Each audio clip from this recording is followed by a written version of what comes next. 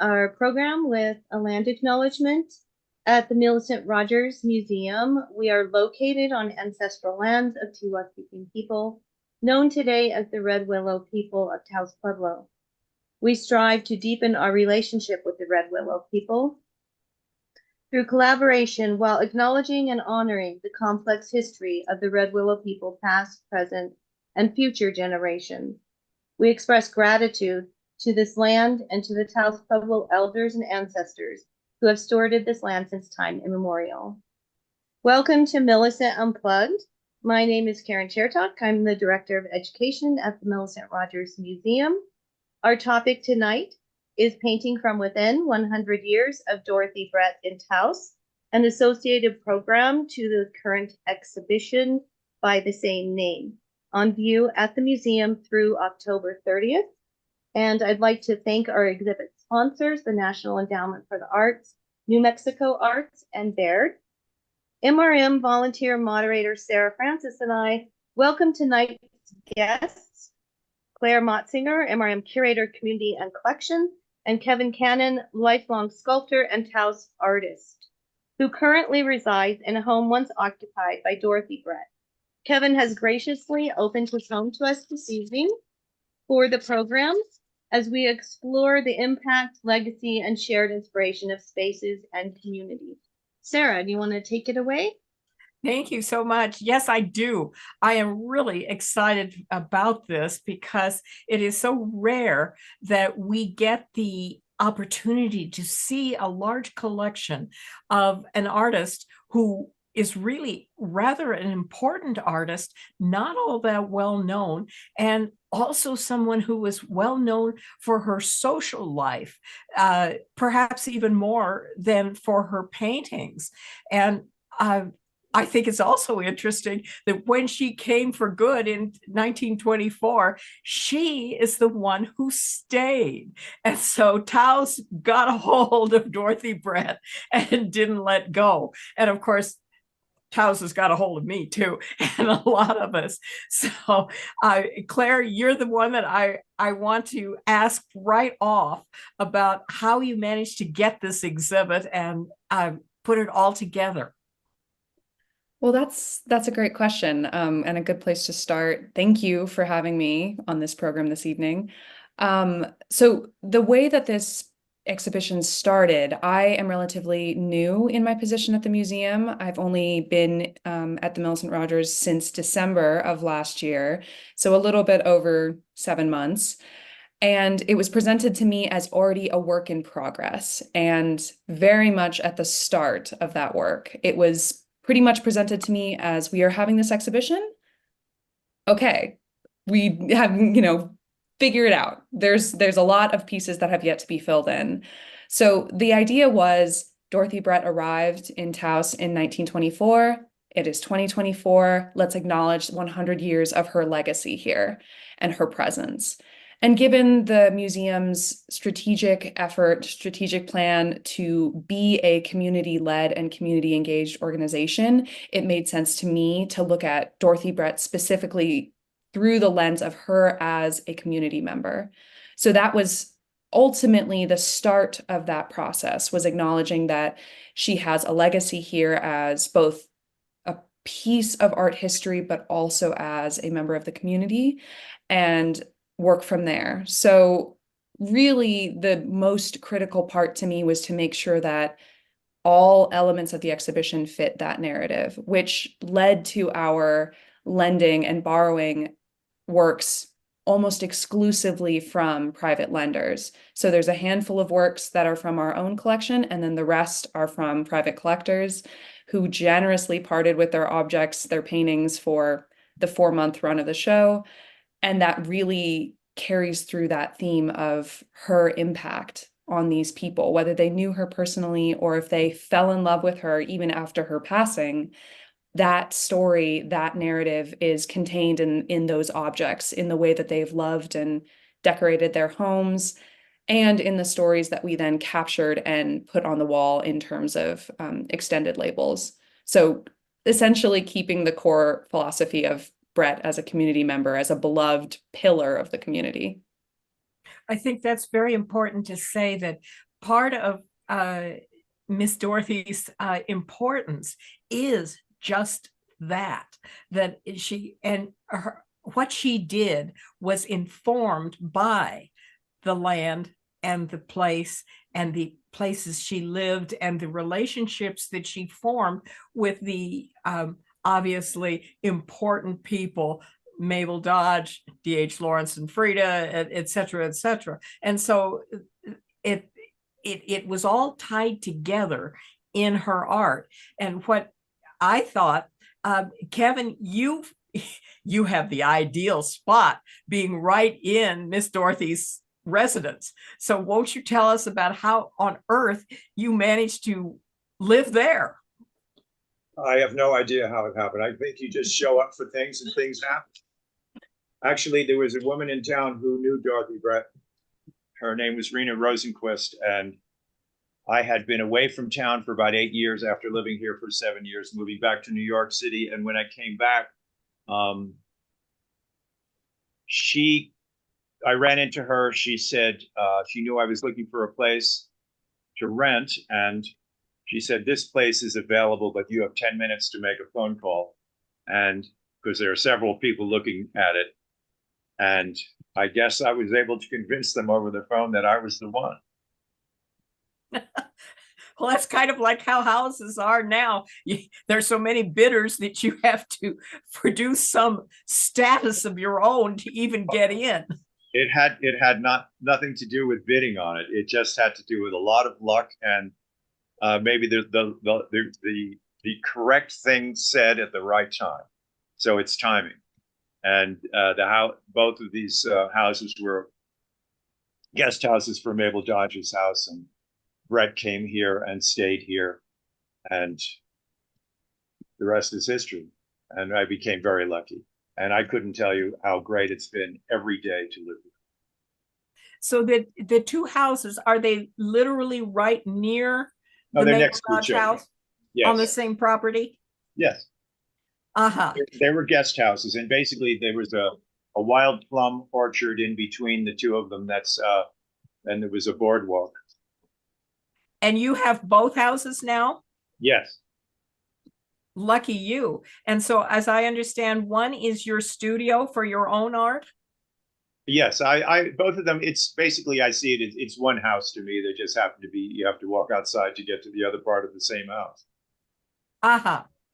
Okay. And does the ghost of Miss Dorothy appear to inform what you do? Darling, I don't believe in ghosts.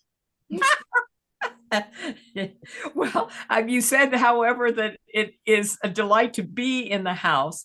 And so that's something else. The environment is what we're talking about here, and how the community and the environment engenders art. Well, the building next door, we are in the house that was built for D.H. Lawrence. It's actually called the Pink House, and George O'Keeffe was in here and the rest. And Dorothy had the studio next door, known as the studio, or the Blue House, as it was later known.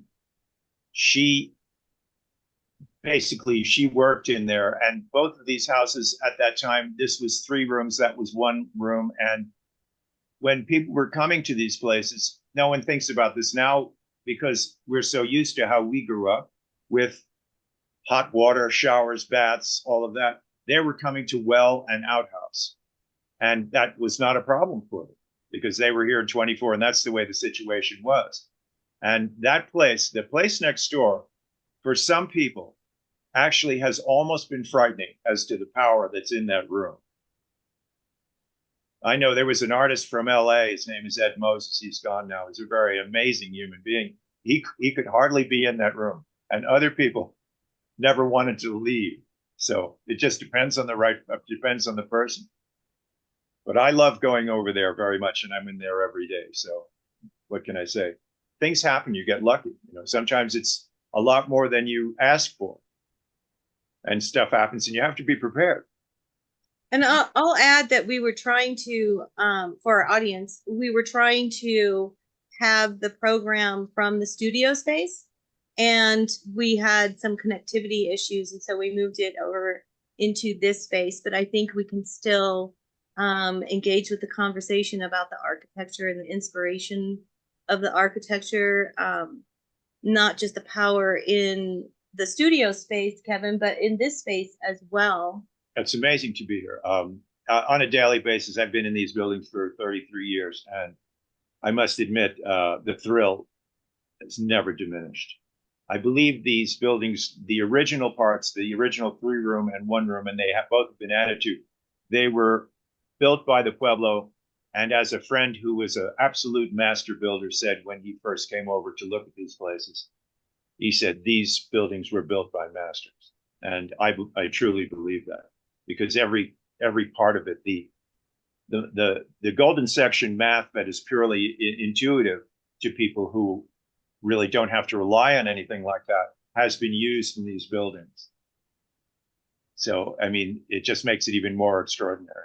There's the other building. The building that Brett worked in is a rectangle, and there's 2 alcoves off the rectangle, and any architect will just stand there in disbelief and look at how effective that's been to maybe double the size of the room, just with a small, very similar alcove off of each.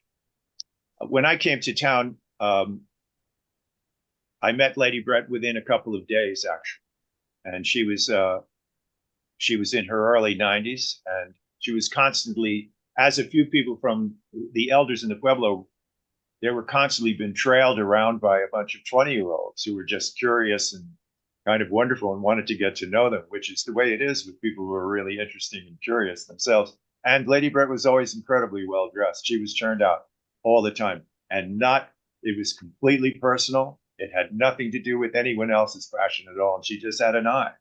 And she was a card, an absolute card. Entertaining, off the charts.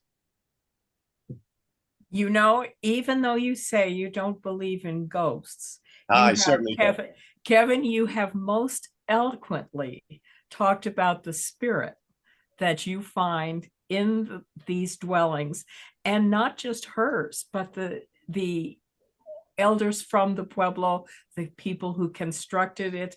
And that, I find that is just a delight to hear how you have been able to draw on these feelings for so long. And yes, you knew Lady Dorothy, as you call her, when she was quite elderly, and she had finally gotten a bit of notoriety as an artist at that point. And so going back to Claire, obviously Miss Dorothy started out as a patrician, a very wealthy, privileged person, and her fortunes went up and down in her time as she came here. Tell us about how her antecedents and how she got here. What influenced?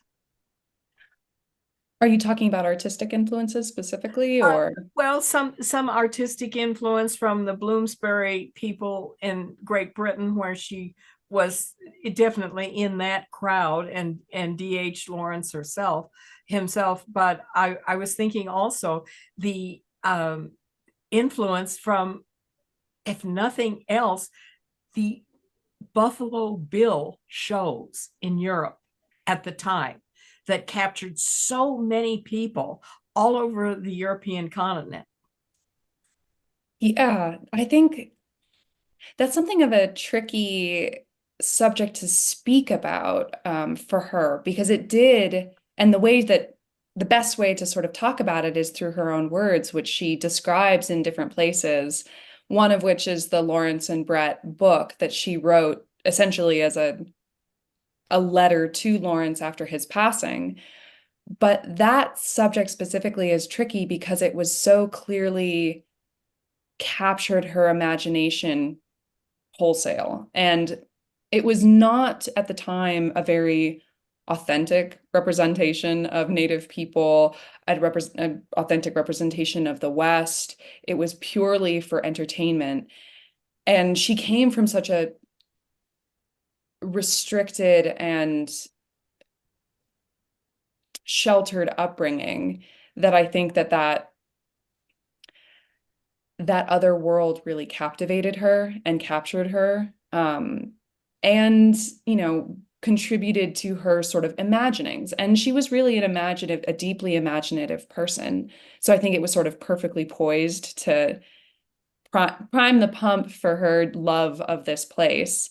I think, though, when she arrived, she did realize that it was more than she had originally imagined, and she did get to know the place and the people much more deeply, but that she was always sort of fascinated with the beauty of the West and the beauty of the Native people, and the Buffalo Bill shows sort of started that for her. But I think that it was really more fascinating as a realm of the other to start, as opposed to something that she came to know a little bit more truthfully and more deeply later on after spending 5 decades here. I think that she knew what she was really seeking much more deeply after that.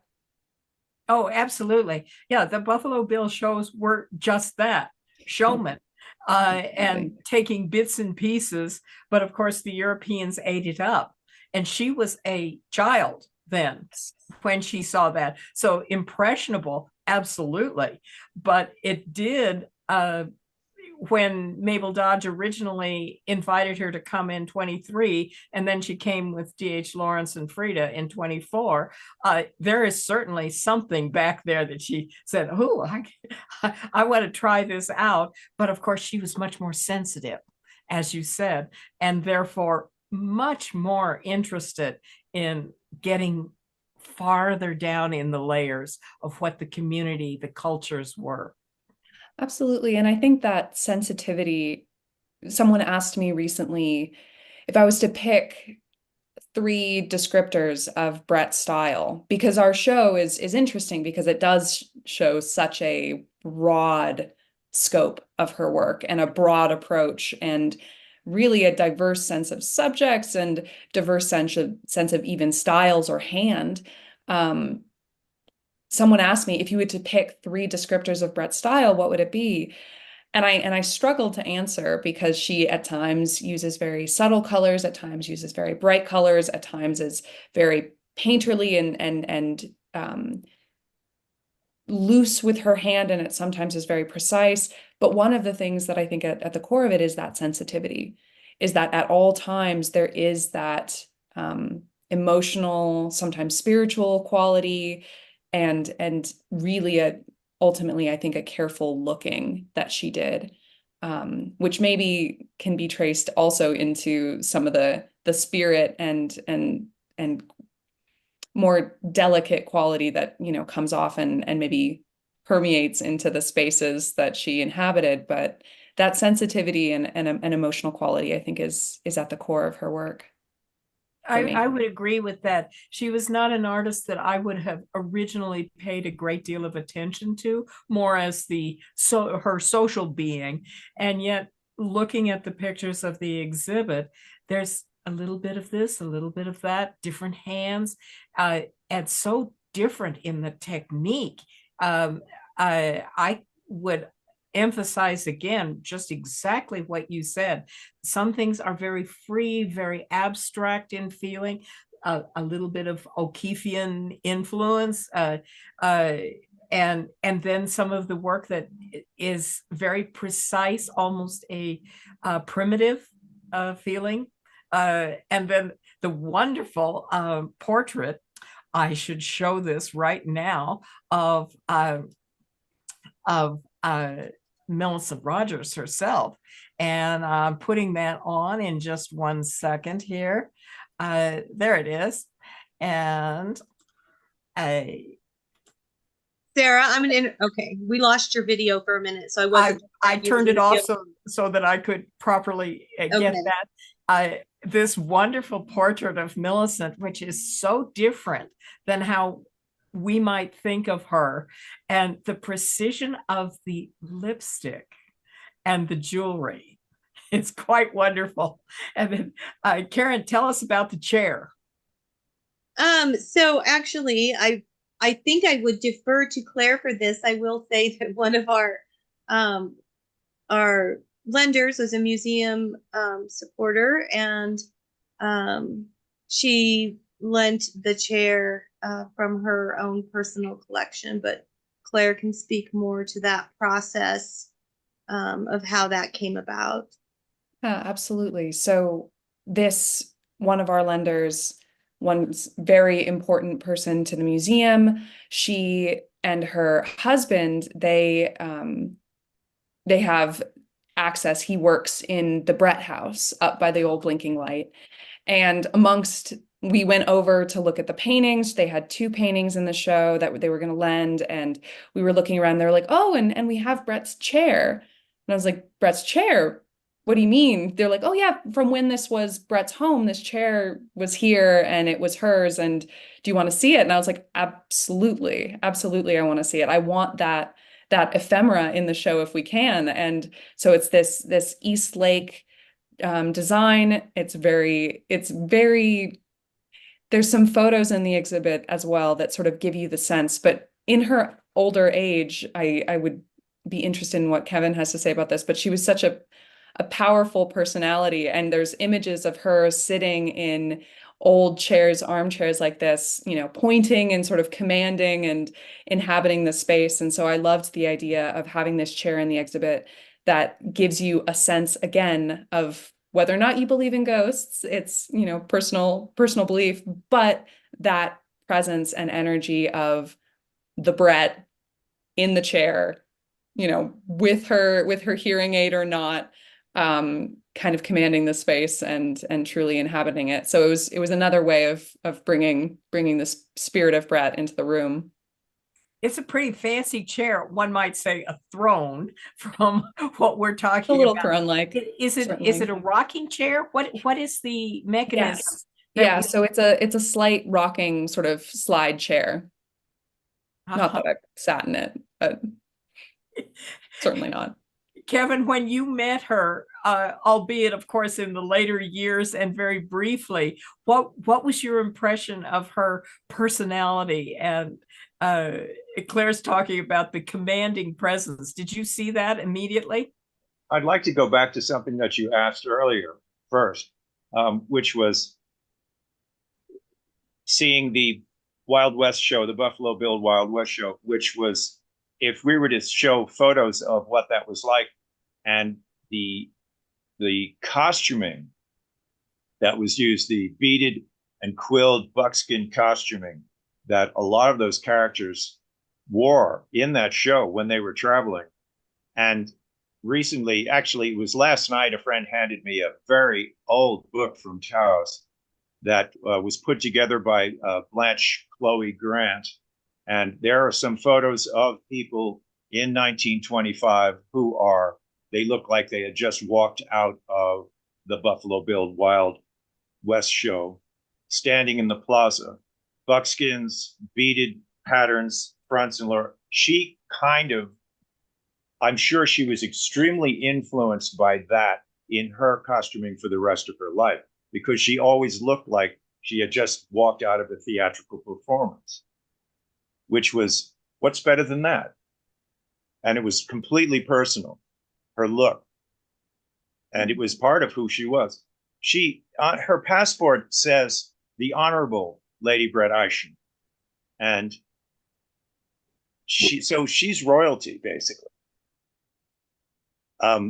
We still don't know who, the exact, her mother is never mentioned, but, so the woman has she always had that kind of poise and that commanding ability. So, and it was always humor first with her, the way I remember from the brief couple of times that I ran into her. And it was always, she was completely, made you feel extremely at home and very comfortable and welcoming, as did a lot of people when I first moved here. The original people that ran the museum, the Millicent Museum, Dixie Yapel and Dixie and John Yapel were two of the most wonderful, beautiful, welcoming people. And she was the same. And they all knew each other. Well, I think that speaks again to what we have been talking about, is that her social being was absolutely as important as the artwork.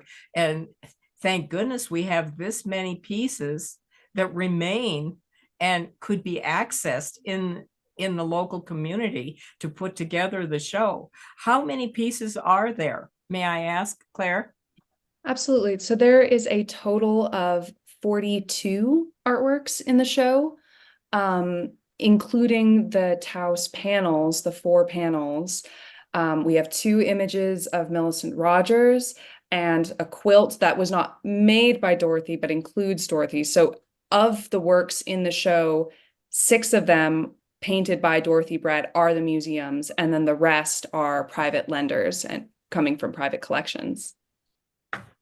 And I'm stepping aside here so that our visitors on Zoom can see bits of the museum and how the exhibit looks. And do you see just in these 4 pieces the difference in the size and the hand? The technique and the feel is completely different. And to me, that eclecticism, if you will, is the mark of an artist who has a very fertile imagination and an inquiring mind, a curiosity about everything that is in the neighborhood. Let's look at another piece. And this one is, this is what you were referring to, were you not? Tell us about this group of 4 pieces, these very large, really mural size works. And they were originally 1 mural. So these works are the Taos Plaza panels. They were produced in 1948 as a collaboration between 4 artists, Brett, Tom Benrimo, Barbara Lantham, and Rebecca Salisbury James. They all, and there was some interesting drop-in collaborations as well, other artists who contributed a figure here or a little bit there. They were made in 1948 for the Taos Fiestas. So this was part of an exhibit of the fiestas that year, that summer. Essentially what it is it's 4 panels that give a complete scene of the Taos Plaza. They also transition in season as you go left to right. So starting on the left, we have spring, summer, fall, winter. And so there's a subtle change in season as well. And these panels are filled with notable characters from the Taos, from town, and from sort of historically. It's not necessarily a snapshot of 1948. It's a little bit more diverse than that. But these were painted in collaboration, and you can really tell the different styles and the different hand. It's kind of a fun game after looking at Brett's paintings for so long to be able to try and pick out like, oh, that's definitely a Brett. That one's a Brett, and that one certainly is not. And it's interesting as well because some of the figures, so this existed in a shop off the plaza for quite a number of years before it came to the museum. And while it was in that store, we think that either the store owner or somebody added in, looks like ballpoint pen, numbers that correspond with figures. So we have figures that are numbered, which we can then reproduce in their identities on text panels to the side.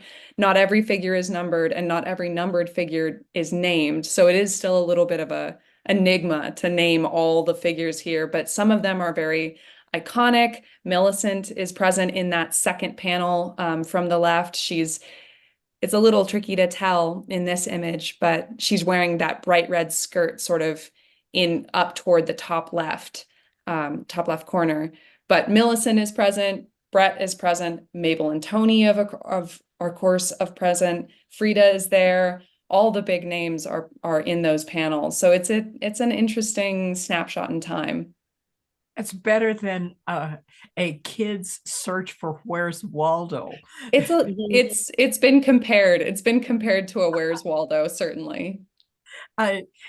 Go just one bit further, if you will, and in the far background of this picture is this most unusual red quilt. We don't have a close-up of it, but tell us about that one, because I was really interested in how this came about and what are the parts of it. So this is wonderful. So this is a crazy quilt that was produced in 1996 to celebrate the 40th anniversary of the Millicent Rogers Museum. So this was part of our celebration of that anniversary. It was produced by 30 different quilters in the area, not only from Taos, but from Cuesta and Ranchos and all over. And their names are reproduced on the panel that just there to the right. And this was honoring prominent figures from the area. So we have Brett, we have Millicent, we have O'Keeffe. So those smaller white squares in the crazy quilt have drawn portraits of these figures, of these important people from northern New Mexico, really. And it's a lot about sort of the way that Taos and this area became to be in the form that it is now, and sort of honoring that contribution, as well as celebrating the 40th anniversary of the museum. To me, even though these aren't individual artworks by Miss Dorothy, to me, this is where the context of her time and how she fit in the community and where her inspiration came from. So the context is something we don't often get in exhibitions by famous people. It just doesn't happen. And here you've got it in a way that tells the history and the community and the life. I mean, these big panels, how big are they? So they're 52 inches wide by 100 inches tall. Then they were originally end to end one piece, more or less. And then they were split apart and then framed after the fact. So we do have images of the four artists actively painting and working on them. And they were seems like one single panel. They might have been separate, but they were placed end to end. And so it's a continuous image, and they were separated and framed later. And so these were lent by one of your local donors, yes? No, these are actually part of the collection. That's part of the collection. Well, Yes. and can people see this fairly often, or just through the October ending of this particular exhibit? So they've been on display in the past, but they're so large, and talk about peculiarity of place.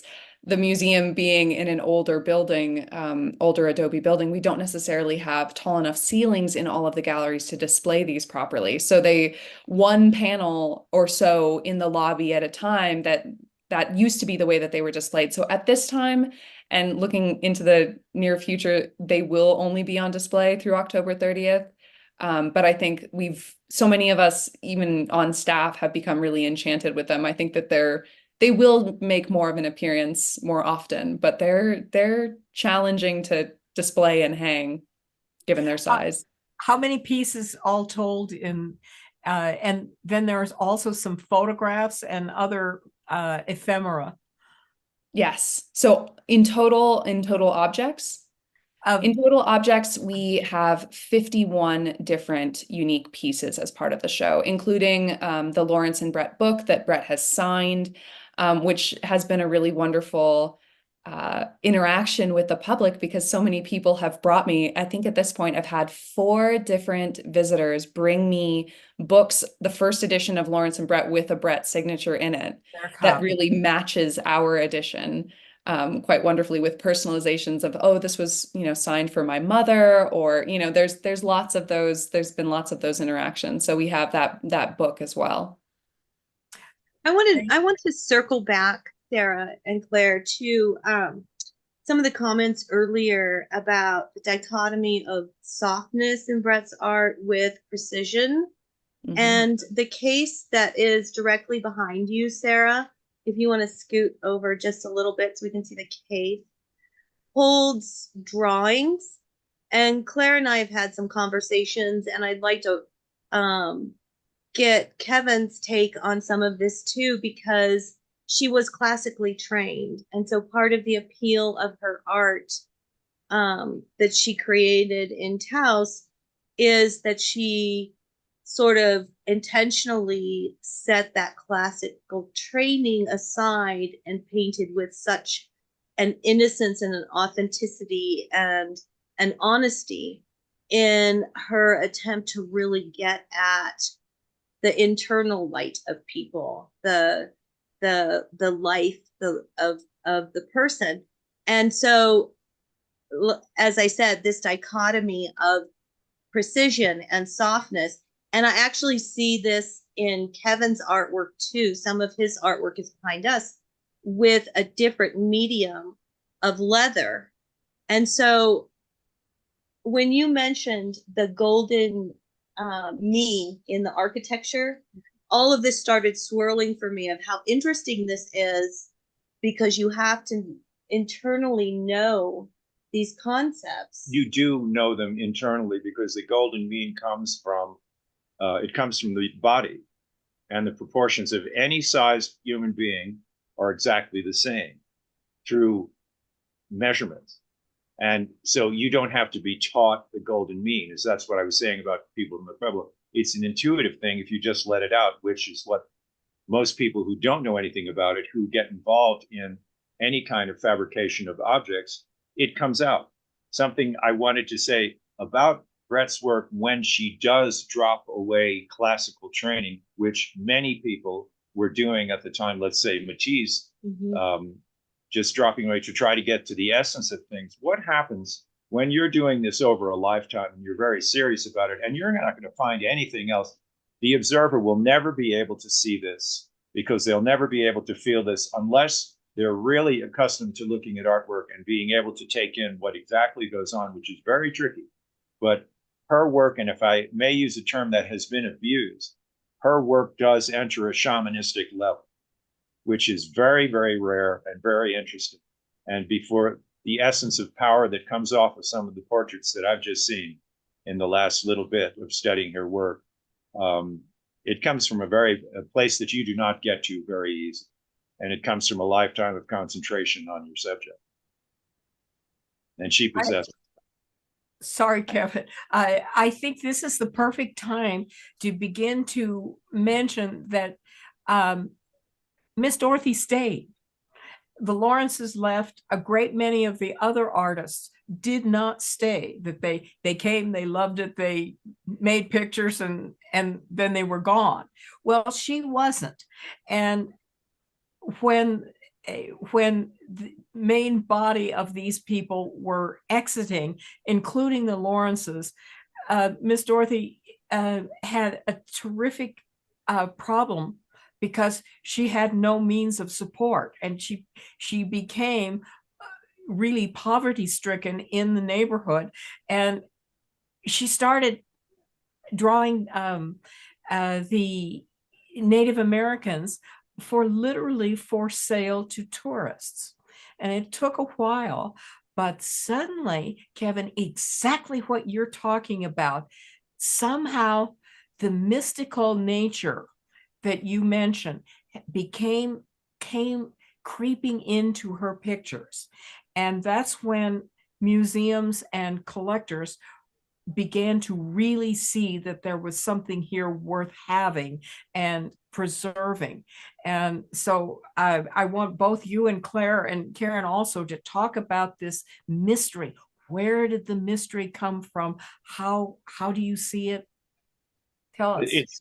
That's completely ineffable. You cannot say. It's just not said. What the work is supposed to do is the work will tell you that if it has what it's supposed to have. It will tell you that, but it is not.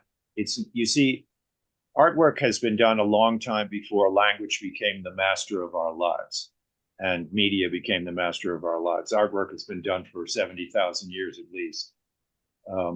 And it was the thing that's what people did, as opposed to be able to converse about it. It was there. It gave off exactly what it was to do just by looking at it.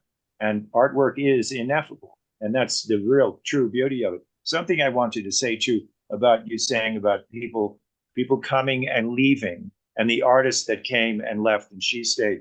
But you have to realize that I think maybe we don't talk about enough the fact that this place has been making art since the beginning of time. And it has been from the Pueblo and since the Spanish community here. The furnitures and the houses, they're all artworks. They really are. The things that I've seen, the American Indian artwork that's come out of this country is some of the greatest stuff I've ever seen in my life. Mhm. And that's always been here. So those people, they didn't come and end up leaving and going somewhere. Well, the Native Americans, one of our guests in a past seminar spoke most eloquently about how a great deal of the just the makeup of the Native American is as an artist, that it's something that it's just part of them. And you are 100% correct that they I pick think up it's a part of it's definitely a part of everyone. And whether you become one or not, but in every culture, it's maybe one of the most important things. It certainly has looked that way in the last 50 years from, the Western point of view. The power of artwork is extremely important. And it's finally been recognized when it wasn't that well recognized in the Western world that long ago. But it is absolutely a part of every culture, and it has been forever. Yeah, and I think what Kevin mentioned earlier, I think the word that I'm sort of thinking about of what you were saying was the concentration, that focus, that careful looking, that commitment over decades really does hit a pitch and really does concentrate and manifest into something that is greater than Way beyond you. way beyond. And I think that also adds to what you're saying, is that it is present in everyone, although maybe some cultures acknowledge it better, that sort of focus, concentration, careful looking, openness, whatever you want to sort of identify it as, it is present in all human beings. It is within the capacity of all human beings, but it is just a matter of whether that culture acknowledges and uplifts those qualities. And I think for Brett, maybe if I can sort of speculate, I think for her, she was such a sensitive person naturally, and she always had that talent. And then, like Karen was mentioning, she went to this very classical training for art. And that was something that was a real discovery for me. Of course, I knew that she went to the Slade School of Art. And when I was in art school, I remember drawing the same figure 100, 200 times and just drilling it again and again and again. Of course, I remember that. But I actually got to see, as it's represented in that case Karen pointed out, one of our collectors has a group of Brett's sketches and has a sketchbook where Brett and there was a specific set of sketchbooks where she was drawing and mapping out and gridding in the very classical manner of proper perspective, an airplane. And this airplane was drawn over and over and over again at different scales, in different orientations, very carefully and deliberately. You can even on some of the backs of the pages see the math where she was calculating the different proportions if she was to do it on a 3-foot canvas as opposed to a 6-inch canvas. It was very, very particular, and seeing that level of focus and care, and then the freedom with which she paints her finished canvases, it was an interesting combination. And I think it really speaks to what Kevin is talking about, of that, there's the care, there's the attention detail, there's the craft, there's the technique. And then it does at a certain point move past that into really something that gets more on perhaps a spiritual level, more on an emotional level, much far greater than the sum of its parts. Can I mention something that you just reminded me of, Claire? In La Fonda, the hotel on the plaza, before it was changed around, it had an incredibly great selection of artworks from all of the masters that were in town. And unfortunately, that's changed. It's still an incredibly great hotel lobby. But there were also some beautiful red and black enameled designs from the Pueblos that were painted on the walls, which also looked fantastic. But there was a piece of Brett's on the staircase that was a flat piece of wood that was on one of the banisters. It may be 6 or 8 inches wide, maybe 3 or 4 feet long, and it had wooden airplanes on it, like this. So Hmm. if I'm not going to say what it reminds me of now, that's happened recently in our lives, but here's a rectangle with airplanes in it. Hmm. And when was that, John? Where is that? It was a stunning piece, and it was three-dimensional. It was a flat board, but three-dimensional parts made out of wood coming off of it. So I wouldn't be surprised if those drawings were a study for this piece. It was extraordinary. Somebody has it somewhere. I have not been able to find it. You mentioned that to me when we met previously when I came to visit you in your space, and I tried, but I have not been able to find where it wound up. Mhm. And I thought of that when I saw that sketchbook. And actually, those sketches, they're probably any artist has stacks and stacks of that eventually wind up as, Firestarter, or however you wind up using those old sketches. Hopefully Right. not.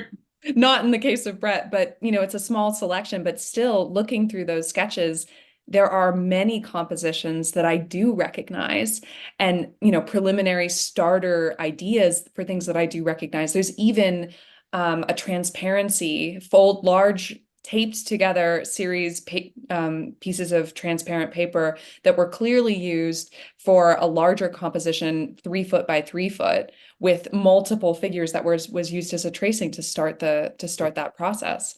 The way it's done. Yeah, no, it was wonderful. It was wonderful to see that element of her craft, because in many of the artworks that we have represented in the show, you do see the pencil underdrawings and that sort of layering and development, even those two large abstracts that are below the wall vinyl. You look closely and there is pencil drawings underneath. And so I love seeing that craft, and that, again, I'm so fixated on this idea of concentration, the way that she gave everything in her life. She gave her privilege away. She gave her physical comfort. She gave her country away to be able to pursue something that felt so true and, like Karen said so beautifully, authentic and real and truthful to her and beautiful.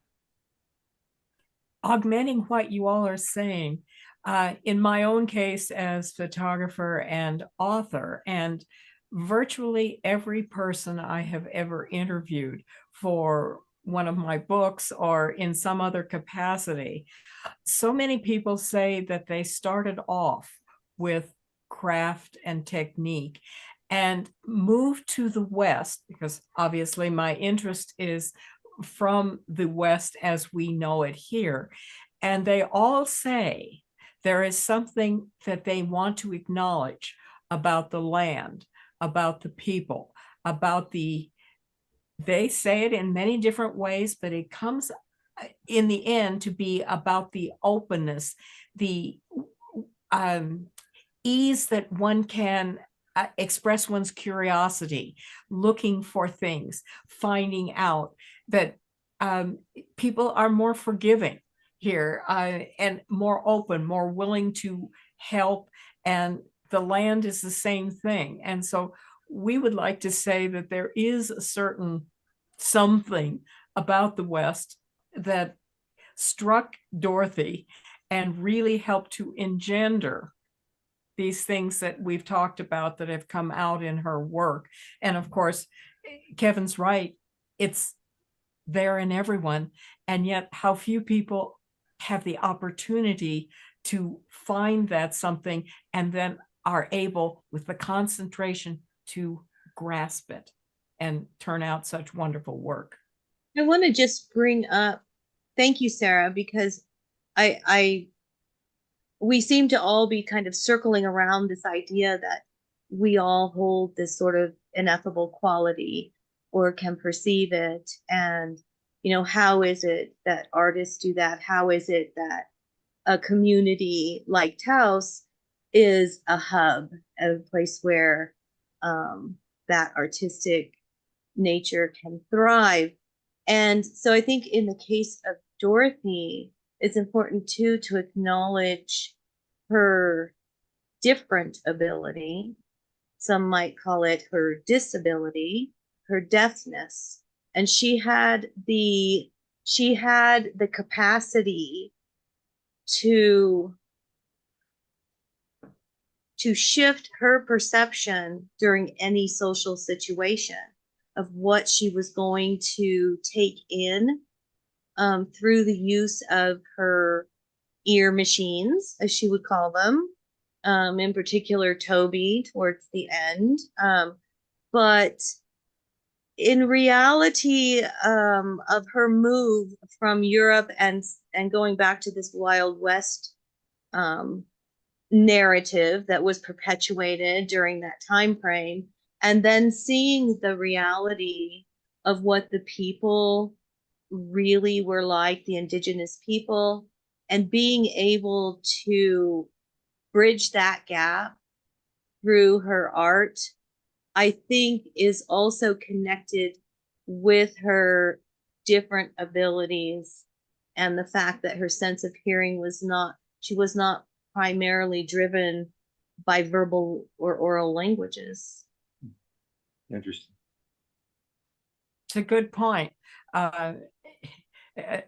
We all would say probably that vision is our most important thing. And in actual fact, it's the third thing that makes possible for human balance, just walking down the street. So why would it not be incredibly important in the arts naturally? I think that Karen, your point is completely appropriate. And sometimes a person with some lack in one of the other senses becomes incredibly able with, as she was with so many different media. Yeah, I think it also sort of, again, thinking about her writing, and we're doing this Dorothy Brett book club right now, so I think I'm very much in that space. But thinking about her writing and the sense of her personality that I get from her own writing, there's an interesting way in which her deafness inspired both a self-doubt and a self-confidence.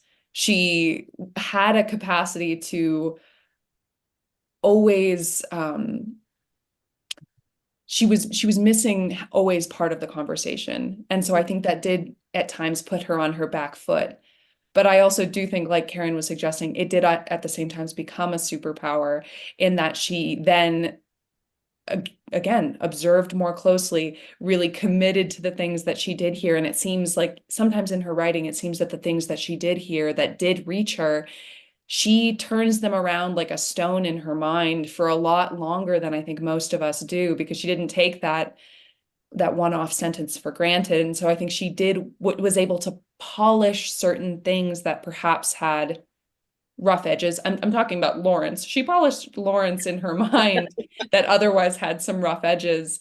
And I think she was able to beautify things as well as seeing an inherent truth, but perhaps adding a glow to them or bringing out a glow to them.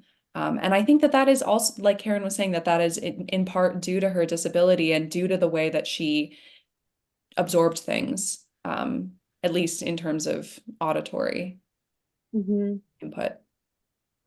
Absolutely. Karen, we're pretty much close to the end of our time.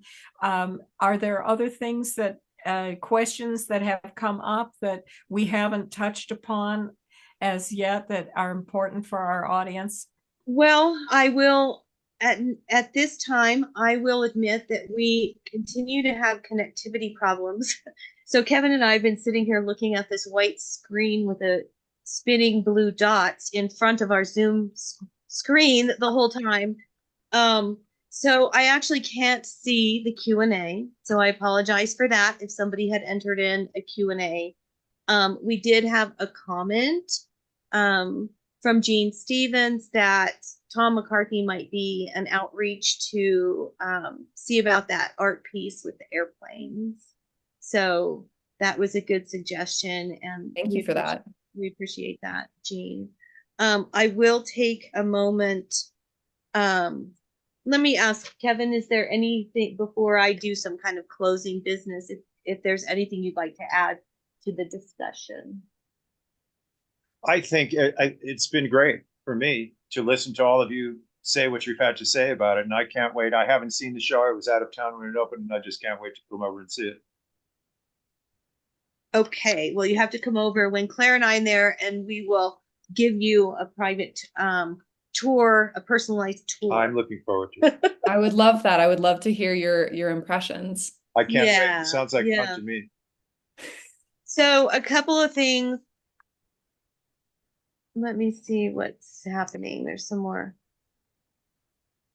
Okay, great. Thank you, Darby. Apparently the Zoom has looked fine from the audience, and that's what I was hoping for. And I'm really glad to have that reassurance. But again, you know, we're super grateful to be here in this space. We wanted to be in the studio space so people could see where Dorothy lived, but this is beautiful as well. And to be able to share the architecture and sort of the energy of the spaces. I do want to say that with this exhibition, we have several other programming opportunities that are happening. As Claire mentioned earlier, we're having a Brett book club in which everybody who's interested is reading Lawrence and Brett, A Friendship.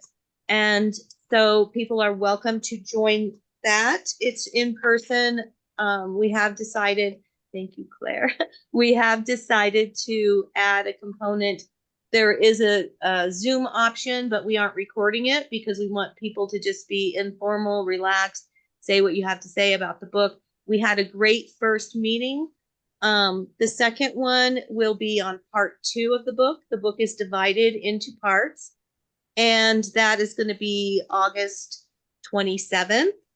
You can get the rest of the dates on our website as well, and you do not have to have come to every session. You can come to one, you can come to 2. They're not, though they are sort of building on each other because we're focused on this book. We just want it to be all inclusive for anybody in the community who wants to join those conversations.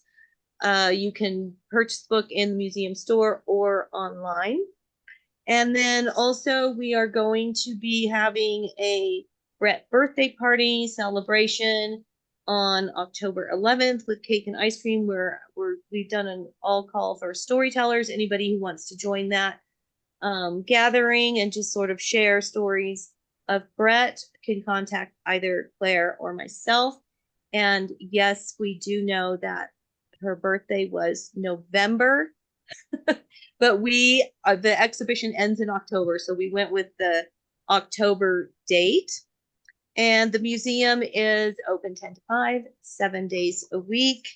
And we are also currently running a little encouragement Brett photo bingo with those very interesting mural paintings that if you come to the museum and there's a sheet there, I believe it was in the Tempo today as well, but 5 photos, if you can find them on those murals, take a photo with your phone, show it to the front desk person, and you can get a free guest pass to the museum. And thank you so much again, Kevin. Thank you, Claire, for joining us. As always, thank you, Sarah, for being a wonderful conversationalist and our moderator. And did I miss anything? No, I'm just overwhelmed with the delight to meet our guests and to meet Dorothy, whom I really didn't know. Oh, that's so nice. That's great. We hope for people to get to know her.